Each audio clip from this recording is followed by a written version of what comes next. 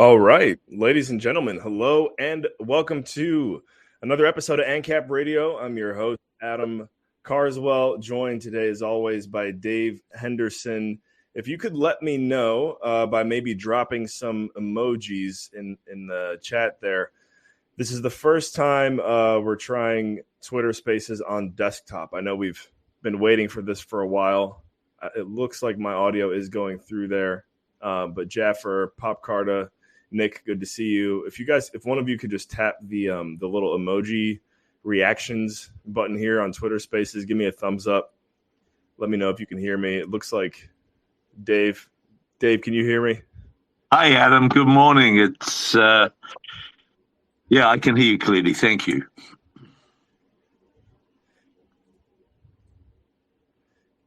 I'm sorry. I just realized I had my. All right, cool. Jaffer gave the thumbs up. I had my speakers turned off, so there we go. It looks like okay. We're good. We're all set now. Well, this is a win. This is a victory. We've got Twitter Spaces working on desktop, so that means we might actually, as time goes by here, Dave, as we're building out our own platform, might be able to bring some guests on here that we haven't been able to in the past. So that'll be fun. You bet. If you're a longtime listener or just tuning in for the first time on the replay, wherever you're at in the world, make sure you hit the like button, the retweet button. We'll drop a link here in a moment where you can subscribe for AnCap Radio updates on upcoming episodes and shows. If you scroll through our feed, you'll see we actually had our first ever show besides this one yesterday featuring strategic wealth preservation. They were referred to us by our good friend Jeff Thomas over at internationalman.com. I want to thank Jeff for that one. And we're really looking forward to seeing what SWP has in store as they build out their show and their platform here alongside us on AnCap Radio. So, Dave, before we dive into today's topic, how's your day? How's New Zealand? Anything besides the topic? Yeah, New Zealand is just fine. And, of course, New Zealand is at the bottom of this mad planet and always, generally speaking, away from the craziness that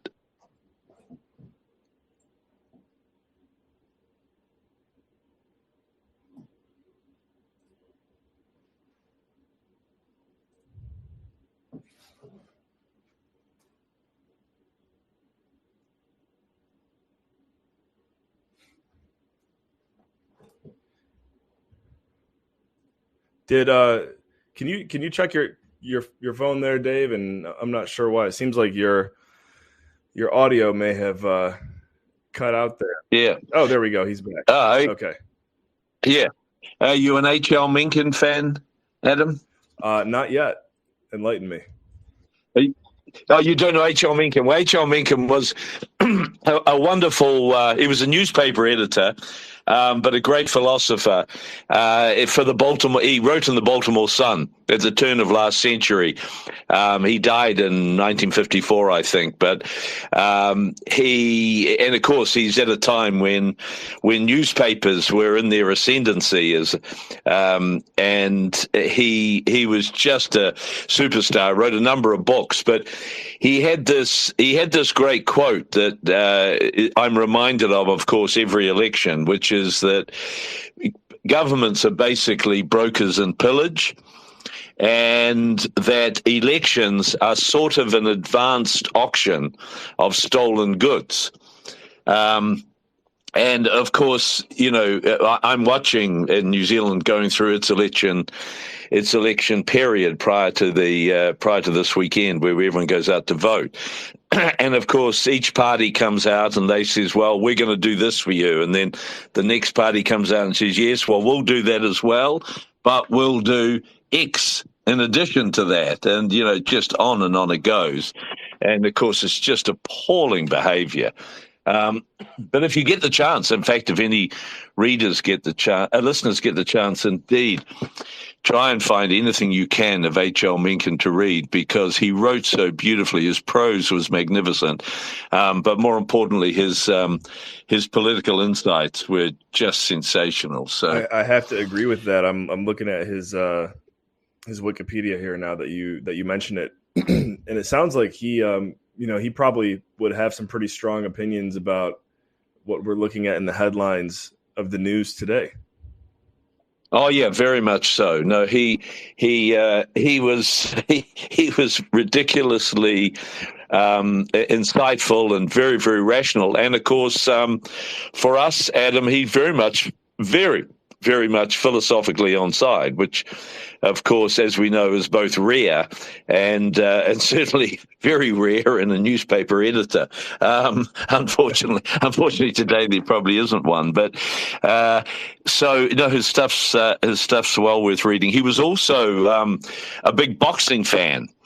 And if you can find them there, he would do the accounts of a fight for his newspaper.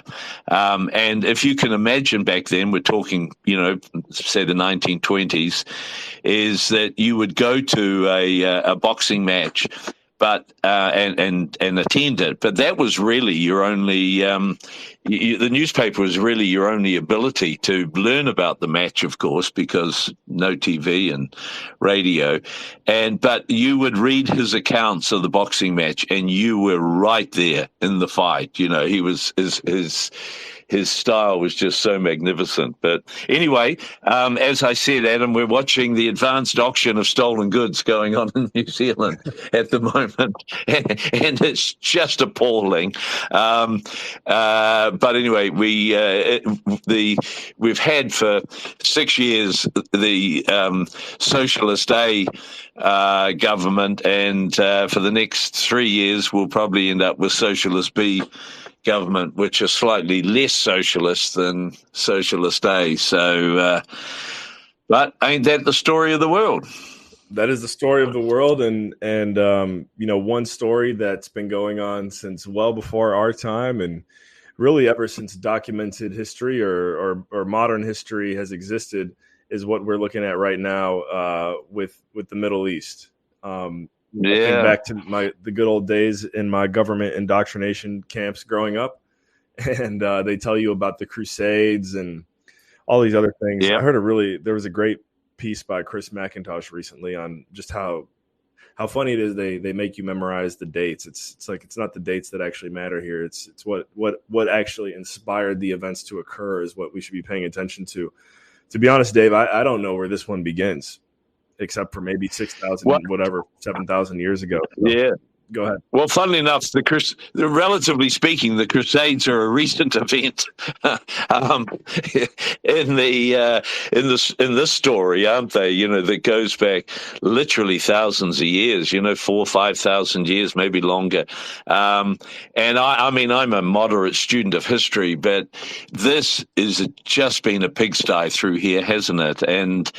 And it's just been a story of war and occupation and appalling treatment by one group to another group. And then of course it's been the story of religious madness or religious insanity.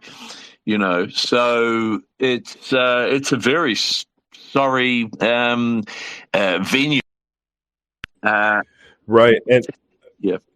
One thing I want to emphasize here, and for those with us and those joining and those even on the replay, audience comments and feedback on this, I personally would find helpful and insightful. Dave, I'm sure you feel similar.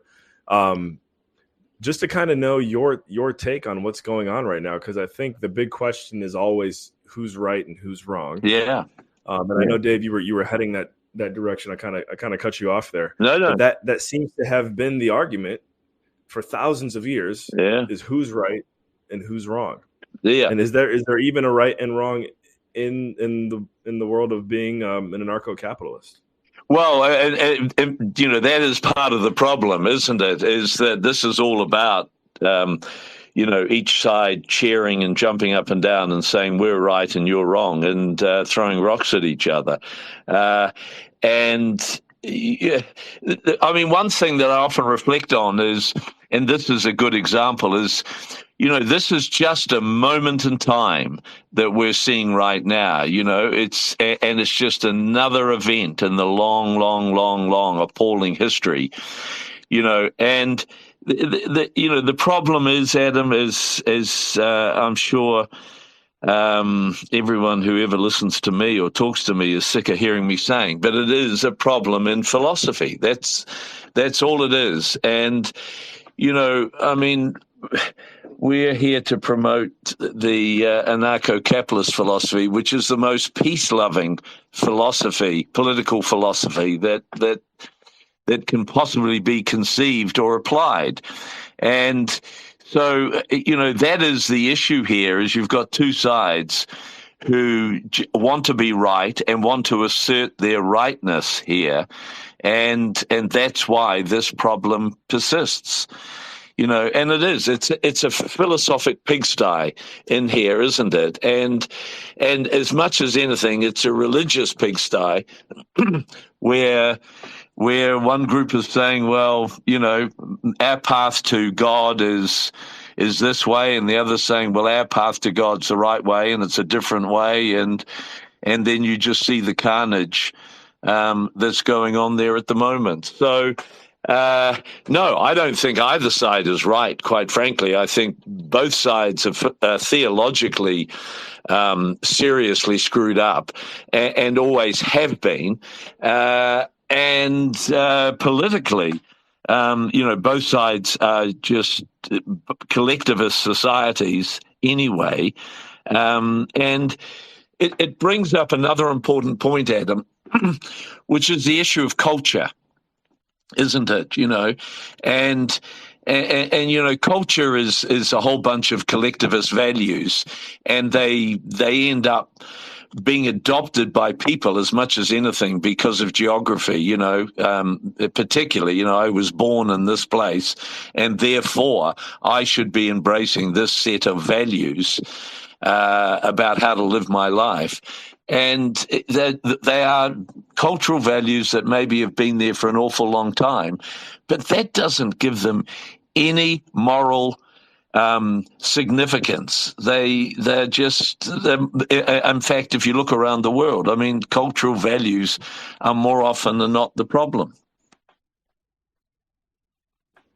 Right. And I think that looking at the cultural angle creates this has been going on for years, but there's something that I noticed recently about what you're talking about here with culture is and I actually found it kind of humorous. There is a podcast that my wife tunes into, and she knows I always give her a hard time about this because it's a pretty liberal podcast. But she's been listening to it since before we met, since before we got married. So I let her have her her vices in life. I'm not perfect either, but there's this pretty liberal show that she likes. Yeah, I noticed that what's happening right now. It almost goes beyond where you are on the political spectrum and shows that the culture piece is actually deeper. And here's why. The hosts of this show are Jewish American. I think one was born in America. His wife is from Israel. They live in Los Angeles now. And then two people who are very close friends of them and help them produce this podcast. And who also kind of, I've noticed the people that I'm referring to, the people that work for them, they actually have their own little entrepreneurial venture and they do their own streaming and podcasting when they're not working with the Jewish kind of hosts of the show. Yeah. But the two people that work for the hosts of the show are from the Middle East. They're Muslim. Okay. So, you can see this. The hosts of the show want to really hammer home their points on what's going on right now, but they have to be careful because the people who are helping support their show believe something completely different. Where at the same time, everyone on this podcast would be telling you to vote for Joe Biden. But you have this division even within that. And I was like, wow, that's really interesting. The clash of culture, even within within the leftist culture, there's still culture. Yeah. Well, and cultural values are sort of embraced at such an emotional level that it becomes more often than not an impossibility to rationally debate them, because people can't identify in a particular cultural value, where that value comes from, the core principle or premise that value arises from, they can't identify it, and therefore they become highly emotionally charged, and then you see what the Middle East so graphically identifies for us on a regular basis is just everyone just resorts to this extraordinary level of degraded violence. I don't know. I've been trying to understand in depth, exactly what transpired in the weekend into Israel from Gaza, and we're getting all the media reports, obviously, and to the extent that they're accurate. I see today. The couple of extraordinary things that I've observed in here that I'd welcome anyone listening. I'd welcome their. I have a colleague who. Can you hear me? Okay, Adam. I have a colleague. Yeah, cut out. Yeah, cut out. You're good. You're good now. I have a colleague who's ex-special forces who spent a lot of time in Israel and working with the Mossad up there and interfacing with them, and.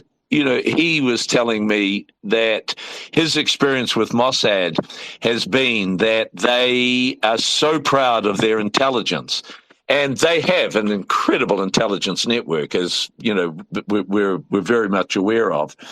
And the reports that he's had from them historically have always been that they know every single Hamas operative in Gaza.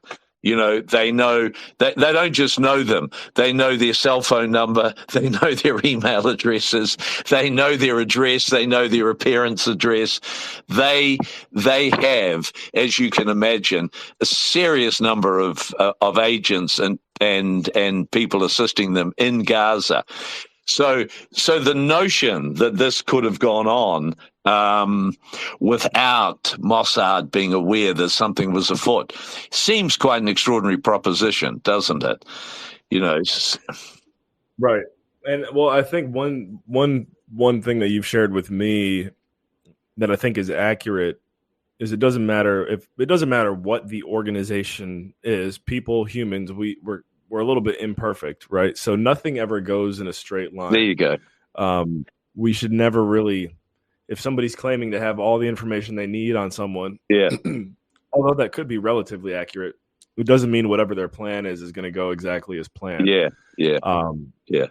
And so, that's one thing to keep in mind. The other thing too, for me, and part of the reason why I honestly don't know much of what's taking place right now specifically is I've noticed this pattern that we go through with social media and the news and everything, where the more you pay attention to it, the more it feeds the beast, whether you're trying to wake people up or trying to participate in whatever the event is. You can very easily find yourself just getting sucked into it, which I think is the real goal by these black swan events taking place, is to get us to devote our time and our energy to something that also, Dave, I know you and I feel the same way on this, as far as we know, has little to zero effect on our daily life. Meaning, if we didn't know this, if we didn't know this was going on right now, we would probably still be just doing another show on AnCap radio on whatever the topic is. So, any thoughts on that? Oh, yeah, very much so. That's right. If this was 100 years ago, and indeed it was happening 100 years ago, as you know, Adam, I would have no awareness sitting down here in New Zealand that it was going on. And I'm not sure exactly even when I would start possibly getting some account of it in the local newspapers. But of course, our participation in it at an emotional level has just been wildly exacerbated as a consequence of the immediacy of these events in our world now, and the fact that it's in our faces, So, and that, of course, doesn't bring about a rational, dispassionate account of what's going there in the slightest. It just brings about another level of madness, literally in every jurisdiction around the planet, doesn't it? And we see it. I mean, actually, we saw an extraordinary thing, which you may not have seen in Australia, in Sydney, Australia, where there were protests, Palestinian protests, supporting Palestine, and some poor schmuck turns up waving an Israeli flag, and he was the only one who got arrested, which of course was just another piece of madness, So, something phenomenal has taken place within the past 7 days, and I'm sure you would agree with me on this one as well. All of a sudden, COVID is no longer a threat. Yeah, COVID is no longer a threat, and I think I don't know. You tell me. I guess the war between Russia and Ukraine is over now too. Oh no, that's a zero. That's completely off the radar, isn't it? That's hilarious, isn't it? And of course, the folk who were telling us about all these Nazis in our society, are quite comfortable with this group coming in to try and massacre Jews, which I thought was the essential problem that we had with Nazism. So, but maybe I've got that wrong, Adam. So the one thing I will say, and this from the circles that we hang out in. Yeah. Personally, I'm going to use a disclaimer on this one. Personally, it seems like from the trends and the conversations that I've had, there is something a little fishy going on, more so on the Israel side of things than the Palestine. I'm not going to sit here and say that I know anything really, but just from the people that I've heard from and the resources that I've found a lot of value in and trust. Sure.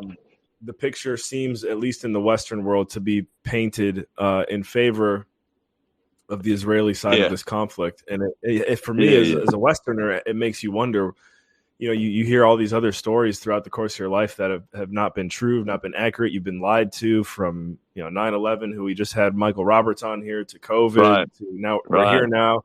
There's a great book called Day of Deceit about Pearl Harbor that I read once. I don't know if you've heard of that one. That's another one. No. How about you?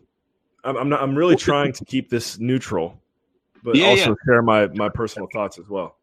Yeah, no, and that's the trick here, isn't it, Adam? Is to be as analytical and rational as one can about any of these events, and not allow oneself to be emotionally, either through one's cultural values or whatever, to be drawn into it. But no, I agree. It just that's what I was suggesting about the notion that Israeli Defense Forces, and particularly Mossad, had no idea that anything was being planned, but that's a possibility. I mean, you look at these people, and again, my colleague, ex-Special Forces colleague, is telling me that all the footage he has watched, and he's tried to watch extensive amounts of it, the young kids, which they all primarily are, coming in from Gaza, these are woefully poorly trained people. The way they're carrying the guns, the way they're firing their guns, the way they're carrying themselves, and conducting the raid that they did. These are not highly trained people.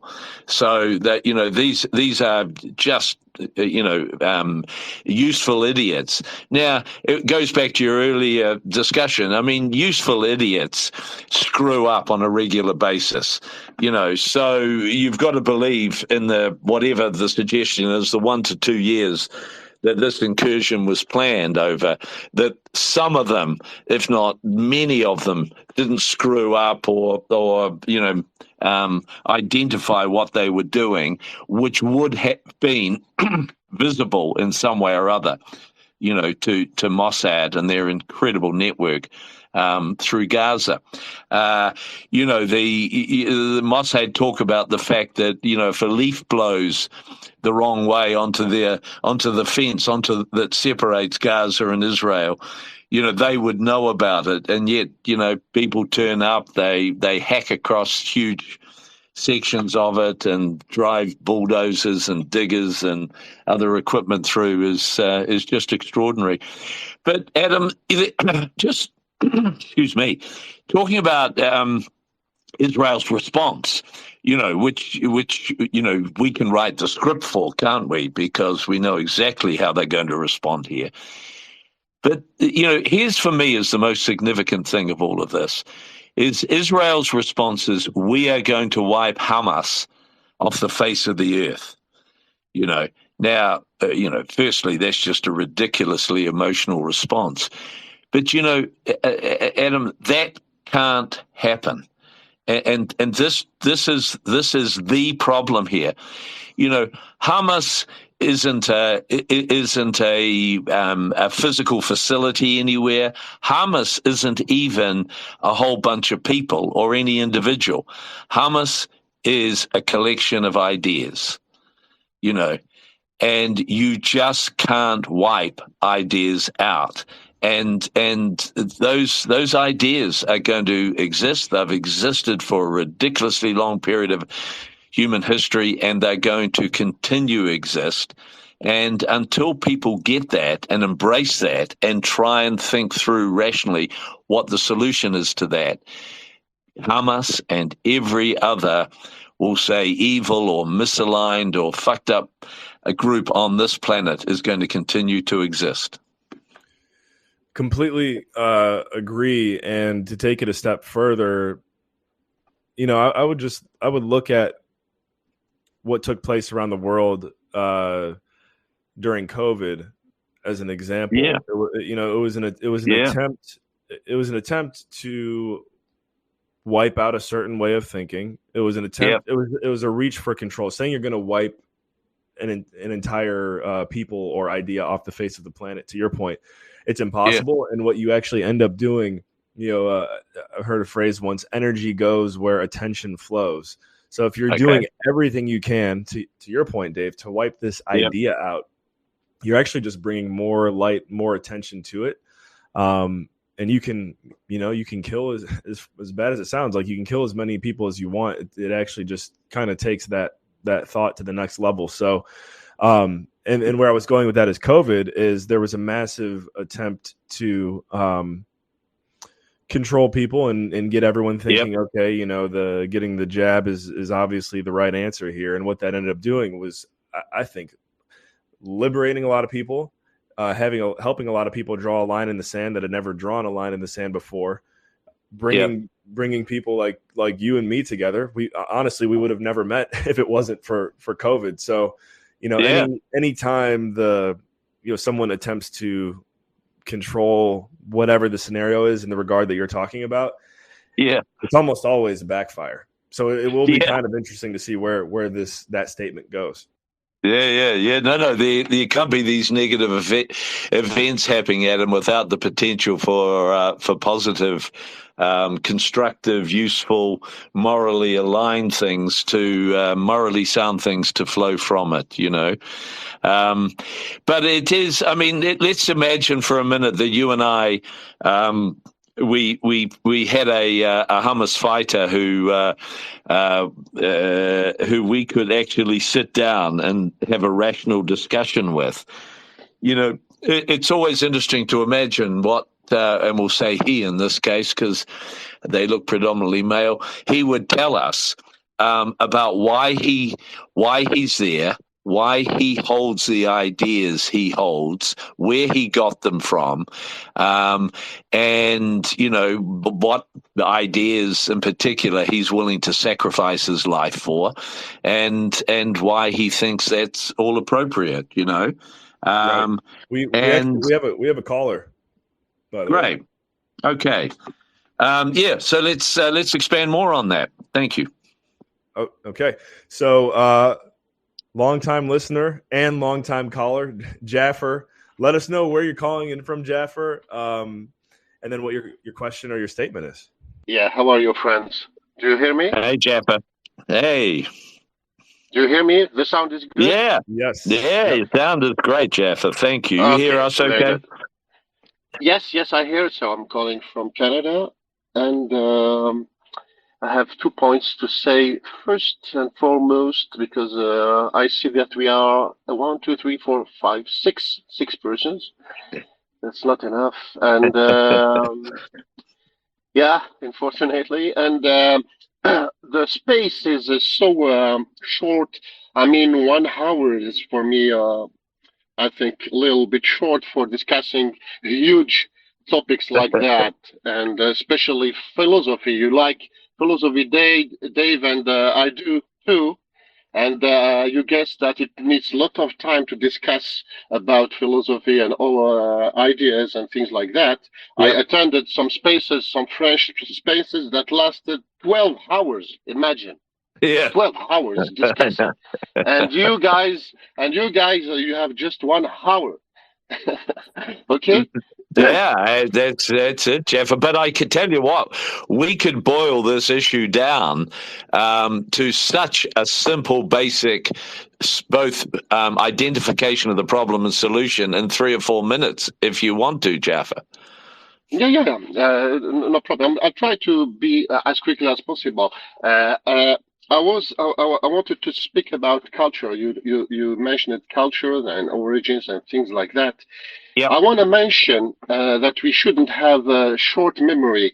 We had what happened in Syria and Iraq and with ISIS. We saw many Westerners embracing the ISIS ideology, which is the same like Hamas ideology.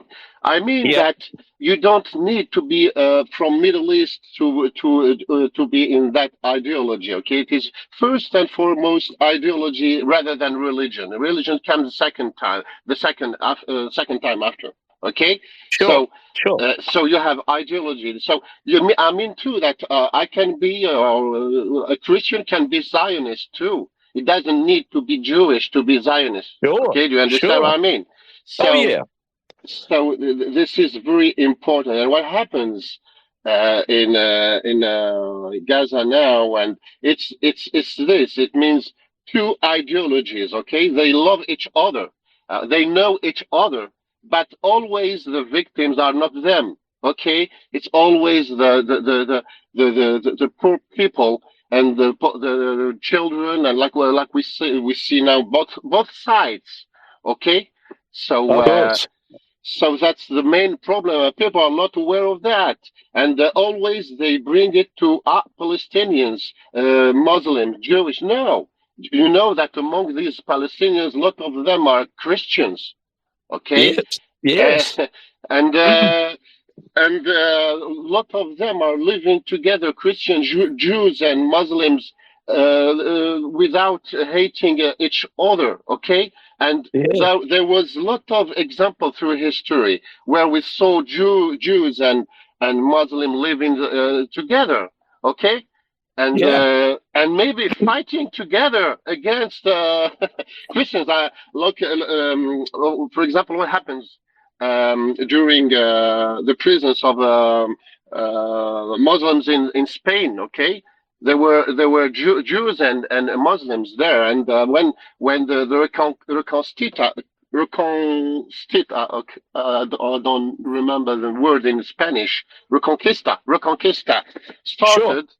Well, the first victims were Muslims and Jews. Okay, they flee to North Africa. So there are many things we have to understand, especially about the Zionist ideology. It goes back to its origins, and even for Islam. Islam is very eclectic. Okay, and people are speaking about Iran. Do you know that Iran is the best enemy of Hamas? You know that because there are Shiite groups, there are Shiite obedience, which is very, very autonomic with Hamas, which is Sunni. They are enemies.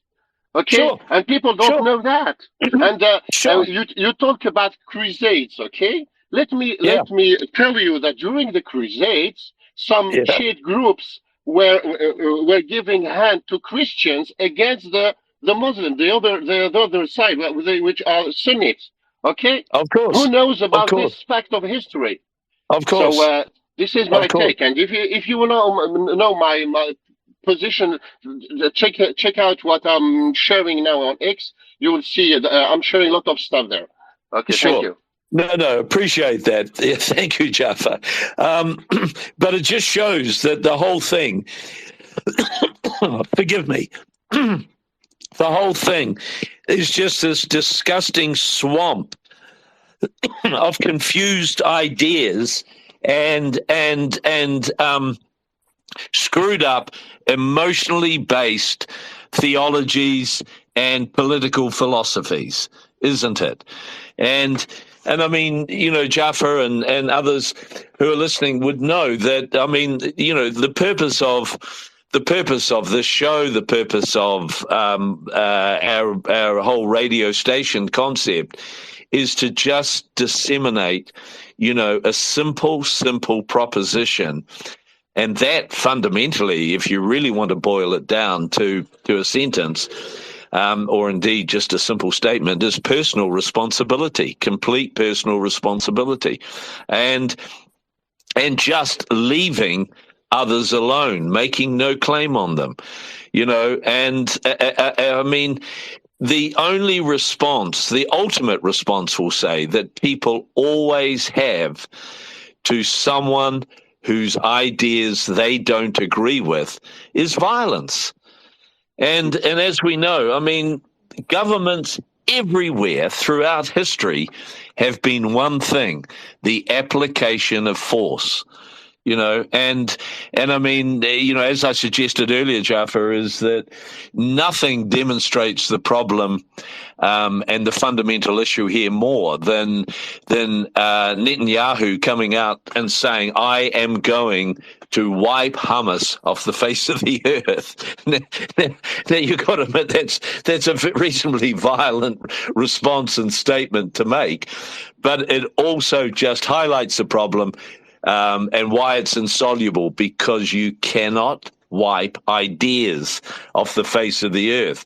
But I mean, ultimately, that is the ultimate expression of the state. That's the ultimate goal of the state anywhere, is to wipe out completely any ideas that they find are anathema to their particular views and philosophy. You know, Dave, you can weaken idea or ideology by debate, and this is the reason why they don't like debates, contradictory debates. They ban the debates when it is not in their advantage. So ideology, it will kill itself during a debate, because try to argue your ideology when there is a contradictory arguing, okay, in the arena. Okay, let's the reason triumph. Okay, let's the reason take over.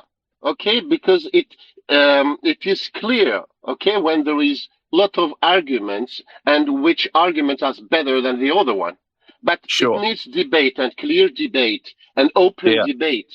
But they and both sides, okay? You said earlier that we'll sit with somebody from Hamas or ISIS or whatever, and you're trying to argue with him. Do you really think so? No. Let's talk. Let's laugh a little bit. I didn't share it on X. I share it somewhere in Facebook. A picture saying queers stand with Palestine. Okay, queers stand with Palestine. Okay, go there. Go to the Gaza Strip and try to say that. Okay, you understand what I mean? You're going to be throwing off the first high-rise building they can get you to, aren't you? I mean, that's right. They just don't get the essence of the dominant philosophy that is in Gaza Strip, as in many other jurisdictions in the world. But I wasn't suggesting that I would argue with a Hamas. I've got more productive things to do, I can assure you, in my life, including bang my head against the first concrete wall I could find. But no, I was just making the point. If you could have a rational discussion and get them to set out for you in very simple terms the core premises of their particular philosophy, it would just be a horrible mishmash. And you're right. There's the LBQT plus community. I've seen them around the planet protesting, saying how much they support Palestine. But they just don't get how much Palestine at a theological level just doesn't support them. They're to be wiped out and destroyed in much the same way as Netanyahu's determined to wipe out and destroy Hamas, And I mean, it just wiping out and destroying only helps if people are an imminent threat to your life and property, to push back and to be violent. But, the notion that somehow we are going to destroy ideas is futile, childish, and is a huge part of the problem here. And you hit something I think very important there, Dave, that we should all probably consider is, if you start going too far down these rabbit holes, how productive is it really, truly for you, especially on the capitalist side of being an AnCap.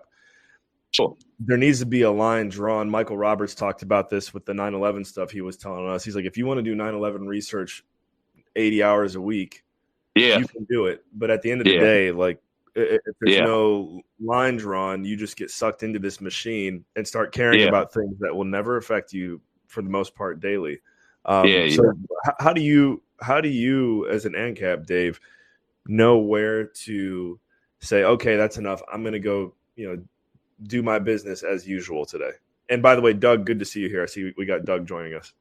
Yeah, great. Where do I? Well, you're right. One has to absolutely put this in perspective. I try and live my life as much as possible on my AnCap values, notwithstanding that certainly compared to most jurisdictions on this planet, I live in a reasonably benign jurisdiction, even though I find it generally egregious. And so I just try and live my life, and I push back wherever I can against the state. But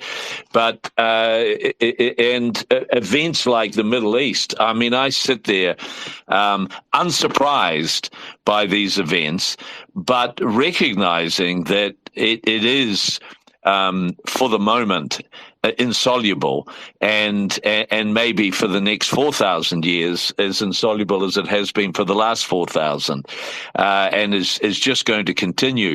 An interesting proposition is, what would you do if by some, metaphysical quirk you woke up tomorrow and you're an 18-year-old male living in Gaza Strip, and but you hold the values you currently hold? What would you do? You're going to have to nod politely to the rest of your family and all your colleagues around you, at least I would imagine, initially pretending that you were running with them. But you'd want to, as quickly as possible, find your way out of there, wouldn't you? Knowing, I think, what we know or what we've been exposed to, yes, absolutely. Now, to your point, there's actually probably a lot of 18-year-olds in that part of the world that have zero exposure to this way of thinking. I don't really know exactly how we bridge the gap there, besides going going live once a week, as Jaffer said, maybe going live for 12 hours at a time. We'll see if we get there. Yeah. Doug actually, and if you're able to unmute here and chime in, Doug, I'd love to hear your take on this one, because I saw you use the metaphor of, it's two groups of chimpanzees on different sides of the watering hole, hooting and hollering at each other. And you said, if you take a neutral stance, be careful, because that's what the Matrix, that's what the machine, that's what they don't like, is people not picking a side. Could you elaborate on that? Well, you're absolutely right, Adam. It's what the baby Bush said not so long ago. If you're not with us, you're against us. Yeah, right. And, so they force you to choose sides, or try to force you to choose sides, or else you're going to get caught in the crossfire between both of them.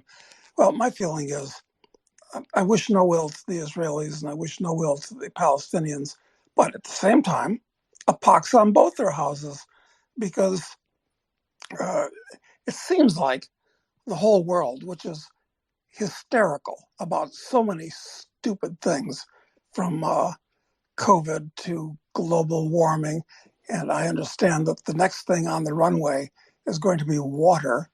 I think they're building momentum. We've got to conserve water. This is crazy. So that,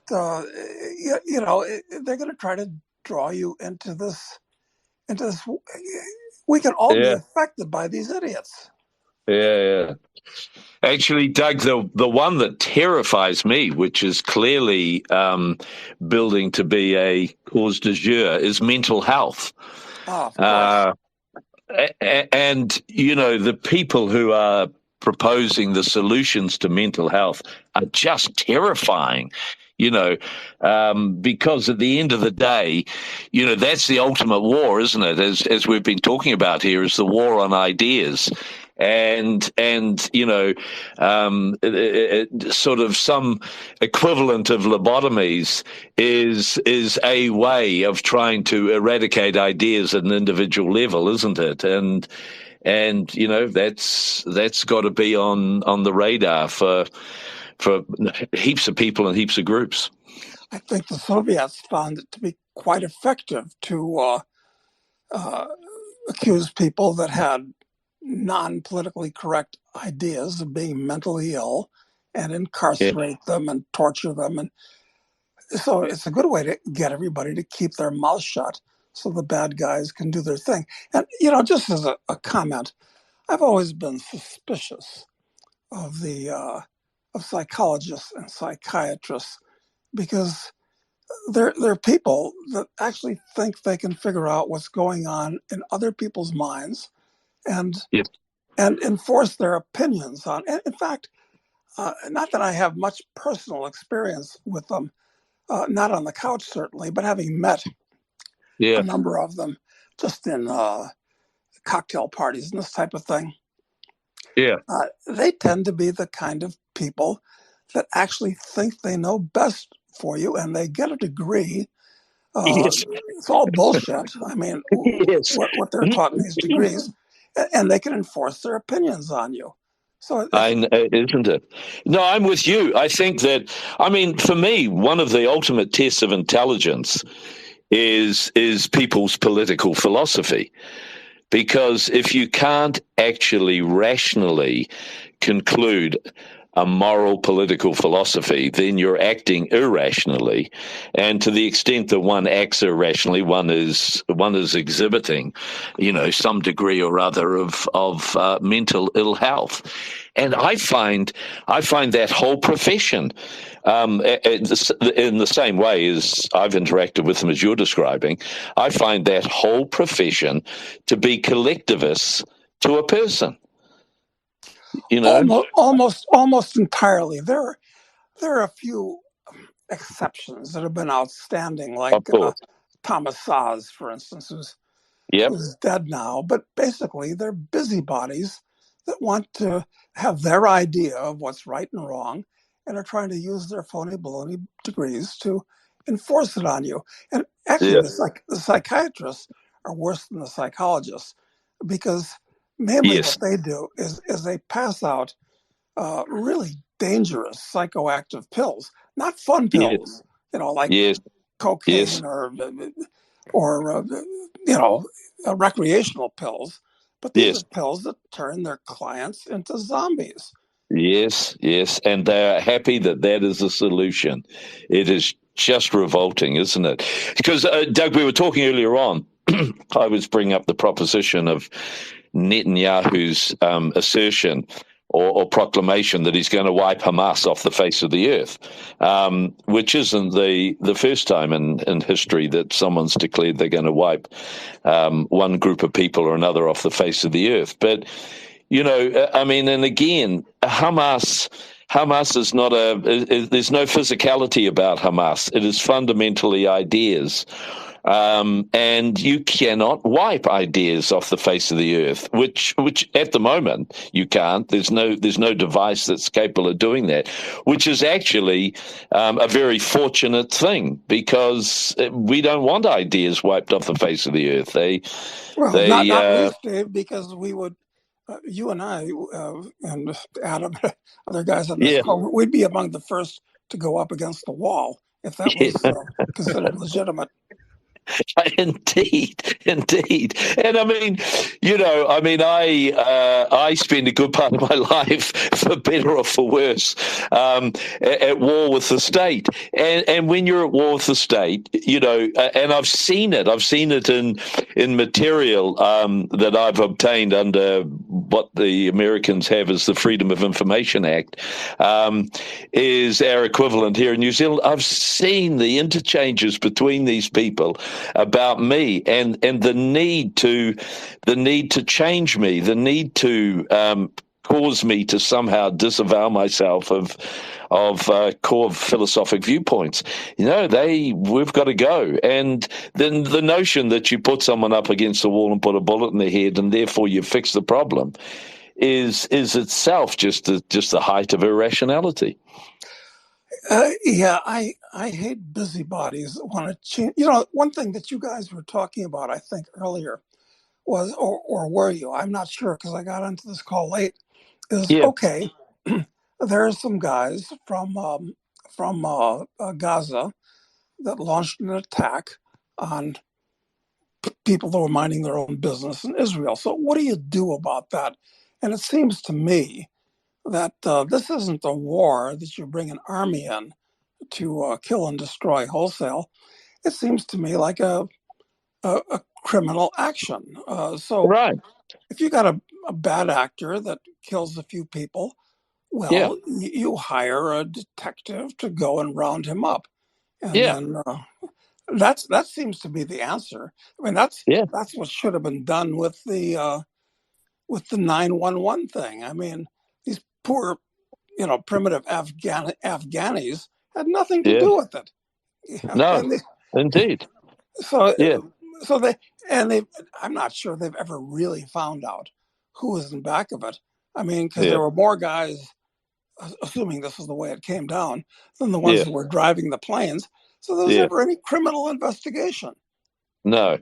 It's just this knee-jerk response, and of course the knee-jerk, as you're going back to, as you delightfully called him, Baby Bush, is the knee-jerk response gets great acclaim, doesn't it? And everyone who's emotional, who's finding, quite rightly the offences repugnant, is out there cheering on the streets, forgetting all about the collateral damage, which is clearly going to be significant, if not already significant, in Gaza. Well, and it's one thing for Israeli politicians to get all worked up because they're there locally and it's very emotional. But one thing I don't understand is American politicians getting all worked up. I mean, why are they getting worked up about this, but they didn't get worked up about the Azerbaijanis kicking 100,000 Armenians out of their traditional homes a couple of weeks ago? There you go. Why is everybody getting all worked up about this? So it's a massive crime. All right. Well, that's up to the Israelis to solve the crime and punish. and make the perpetrators pay for the damage, et cetera, et cetera. But why do these people want to make it a cause célèbre? It's amazing. Well, it has great political currency in so many respects, doesn't it, Doug? And of course, that's one of the causes of suspicion that arises, isn't it? There's Netanyahu struggling politically, and all of a sudden he's going to be cementing power, very significantly in Israel through his response. What do you think? What do you think is going to happen? Does anybody have any ideas of what will actually happen? Because apparently they've got like 300,000 troops that are waiting to do something, but what are they going to do? Yeah. What's actually going to happen? Well, all they can do is, as you're suggesting, Doug, is just go in there and cause two things. One, mass killings, and B, mass destruction. And then eventually this thing will end in some fashion or other. However it ends, it's going to be horrible. And then American taxpayers are then going to be sending money into Gaza to rebuild infrastructure and rebuild buildings and of course. fix desalination plants. There would just be billions, hundreds of billions poured into there to try and put it right again, and then so that another, I don't know how many years, maybe there's a rhythm to this. It's all going to happen again. Well, yeah. All I can say is, hey, I'm really sorry it happened, but it's not my problem, and it's not the problem of other Americans, And if you want to go over there and do it. This is up to the Israelis to find out who did it and make them pay for it. And by make them pay for it, I'd say not necessarily kill them, but they've done a lot of damage, and they ought to make it right as well as they can. I mean, financially, you can't bring back the dead people; they're gone. But they have estates, and the people that committed these murders ought to bring. And of course, if the Israeli army goes in and kills a lot of innocent Palestinians, they may hate Jews, but that's irrelevant. We've got a caller here, Doug and Dave. So Fountainhead Forum calling in for the first time. Let us know where you're tuned in from and what your question is. I live in Austin, Texas. This is my podcast. My name's actually Chris Baker. I got a question for Doug. Although it's not related to the topic. Doug, on October 22nd, we're on the verge of possibly the most important election in the history of the world. And I'm hearing that you're actually responsible for Javier Milei getting into politics. I'd love to have you on my show. I got to know. I mean, this is potentially the capitalist democratic equivalent of the Bolshevik Revolution. It is the first time that it's ever happened when an actual sincere, ideologically sound AnCap might take over the reins of a nation state. So, it potentially is a gigantic thing. And what's my involvement in it? I'll tell you what happened. This is off topic from Palestine and Israel, but since you asked the question. It's a cool story, Doug. It is a good story. So, in Patagonia, in the lake region, the mountains of Patagonia, I bought a ranch down there, small ranch as these things go, 1,000 hectares, very beautiful. Anyway, the real estate broker and I got along very well, and he's a sound thinking guy, and we used to go out to dinner and talk philosophy and politics, and so he used to argue about these things. So I said, look, Jorge, I'm going to give you a copy of a book. Why don't you read it and see if it makes sense to you? And I gave him a copy of a book called The Market for Liberty by Linda. Yeah, Morris and Linda Tannehill. And that book was important to me because I read it in Samizdat edition when there were only 500 paperback copies of it printed. And so it changed my life. It converted me to be an AnCap. So I gave it to Jorge, and by God, the book is so good, it did the same for him. Then what Jorge did at his own expense was he translated it into Spanish, and he had it published in Argentina. And what do you know?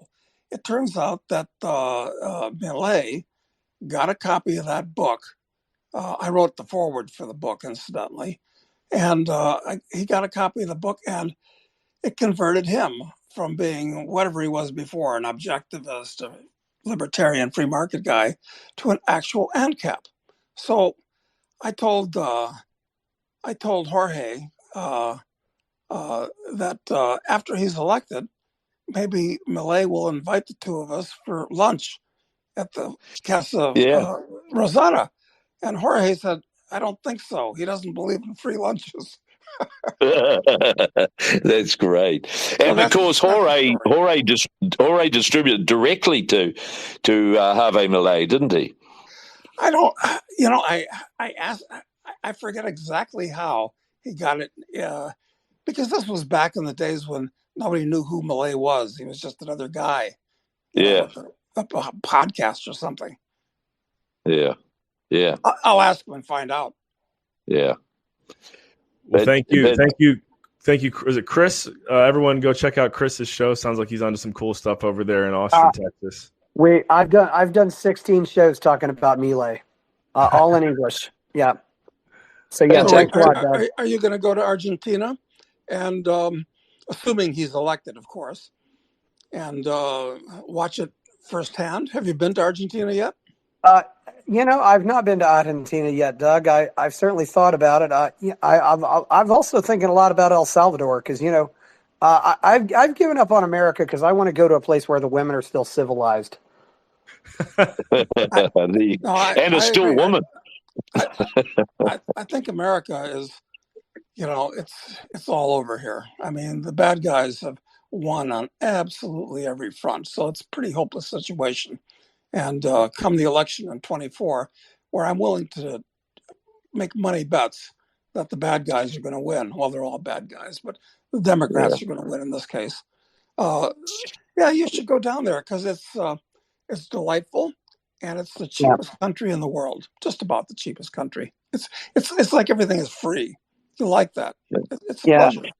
And Doug, I'm totally with you on Armenia too. I visited Armenia last year. That's a wonderful country. Yeah, Chris. The moral of Doug's story, Chris, is just the power of an idea and the value and importance of just taking the time to disseminate sound moral ideas, as we're trying to do indeed with this very nascent radio station, and just taking the time at the right time and place. The significance of, just getting one person to embrace this philosophy, the significance of that, just the potential significance of that can't be underestimated. That's true. Yeah. Well, thanks, Doug. I've certainly read your, I read International Investing years ago. You've certainly put out some good insights, though. Oh, well, thank you very much. Yeah. I appreciate the kudos because, of course, we're,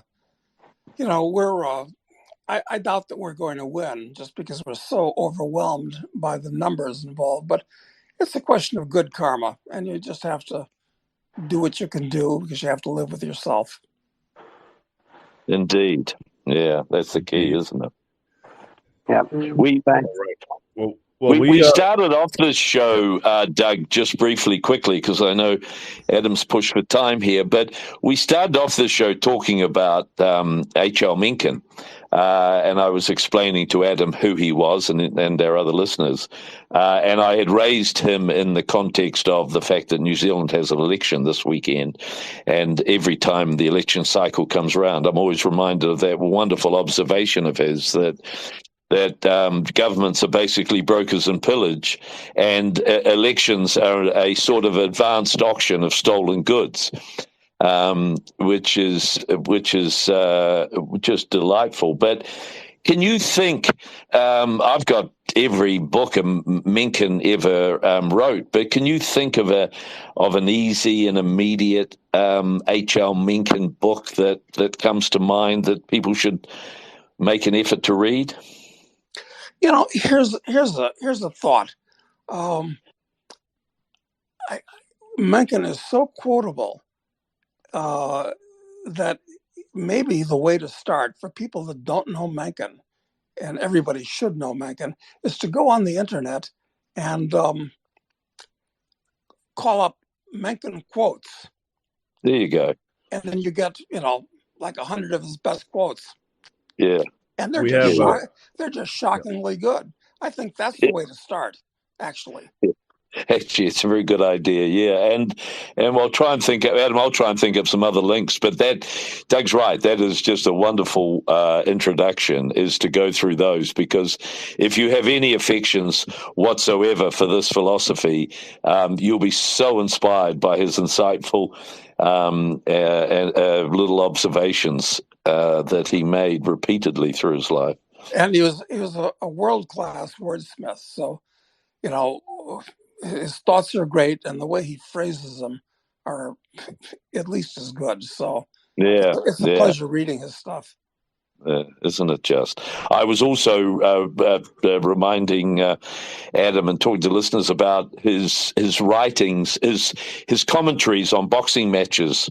That he would turn up and watch a boxing match, write it up, and it would appear the next morning in the Baltimore Sun and wherever else it was syndicated. But the prose was just gorgeous, and you were right there in the fight as you read that stuff, Yeah, that was in the days when Baltimore was like the fourth largest city in the country, and really nice and pleasant, and go down to the harbor, you could get fresh oysters and crabs, and no danger of being mugged or killed, which is the case today.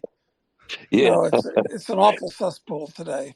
Far cry from the days when Mencken lived there. I mean, the houses, it was famous for white stooped townhouses. I mean, hundreds of them, thousands of them. Yes, it was kind of a signature of Baltimore, and almost all of those are deep in the ghetto now. And, after they're abandoned, the government will sell them to anybody for $1 on the condition that you live there. But it doesn't work out very well, because your neighbors are basically, criminals or people who have bad habits. So I don't know how Baltimore is going to reform, and it's a nice location. Yeah, well, it's a wee bit like the kibbutz that was set up very, very close to the Gaza border, isn't it? Is that you got neighbors who aren't very friendly to you, and at some stage or other they're going to come through a wire fence. Yeah, it seems to me like you're asking for trouble. Yeah. If you want to live right next to a bad neighborhood, and not just a bad neighborhood, but a neighborhood that's kind of notorious for hating you. Yeah, indeed. Yeah, no, it's one of the statistics that I saw recently, Doug, just quickly, Adam, I know you, we need to bring it to a close, but was that close to 50% of the population in Gaza is under 18 years old. That's what they say. Yes. Yeah, I'm not sure how that comes about, but I mean, given they're 18-year-old kids, they're riven with testosterone, sitting there and being told how evil and bad the next door neighbors are. I mean, that's a serious issue too, isn't it? Well, I've long said that the most dangerous creature to have ever walked the face of the earth, including the T-Rex, is a young, unmarried male. And you've got hundreds of thousands of them there that are just overwhelmed with bad ideas. So, that's hilarious. Yeah, and that's as we build out AnCap Radio, a lot of who we're looking to reach here. Yeah, so it's interesting. we gotta keep our eyes peeled for the T-Rexes of the world. I guess what we have to count on, Adam, is that our listeners, if they enjoy just doing this for a while every week, to forward this on to their pals and say, tune in. Yeah. Exactly. Very yeah, much. thank you. Good point, Doug, and everyone who's tuned in here today, those who commented, called in. We do this every Thursday. If you follow the page, you'll get the updates. We've got a link down below where you can get the email updates for AnCap Radio. We also just launched a show that goes live on Wednesdays at 12 p.m. noon. That's with Strategic Wealth Preservation out of the Cayman Islands. We want to thank Jeff Thomas of internationalman.com for that connection. We're looking forward to seeing what direction that show goes on the topics of precious metals and beyond. But yeah, this is AnCap Radio. To close it out, Dave and Doug, if you guys could just share briefly in that order, Dave, and then Doug, your takeaways from today's conversation, and then we'll get ready for next week's show. Well, I thought it was entertaining, and we live in an entertainment society today, so I feel good about it. I feel good karma-wise for having put out some constructive thoughts and heard some constructive thoughts. Yep, it's thank you, Adam. It's as always, it's great to have the opportunity on here, and thank you to those listening both live and on replays, because as Doug's suggesting, the opportunity to try and promote a very morally defendable and sound set of ideas in contrast to all the madness that continually manifests itself around this planet is a wonderful opportunity. So thank you to everyone who listened in and participated. Yep. See you guys next week. Yes. Thank you. Thank you all. Next week, we have Sven Lawrence joining us. Sven is working on some very exciting things in the country. Actually, I'm not sure if it's a country or a jurisdiction, but Sure. S-A-R-K, if you want to look it up and get familiar with Sven before next week. He'll be sharing with us what he's been working on there in a potential AnCap paradise. And, yeah, it's going to be a good one. So, that's a fascinating thing he's got going there. Isn't it? It's a great story. Yep. Awesome. So thank you all. Again, those on the replay as well. Hit the like button, the retweet button, as Doug requested. Share it with your friends, your fellow T-Rexes as well. Any young males out there, that is who we're looking to reach here, and many others as well. So thank you all for tuning into another episode of AnCap Radio. We'll see you in the next one. Thank you.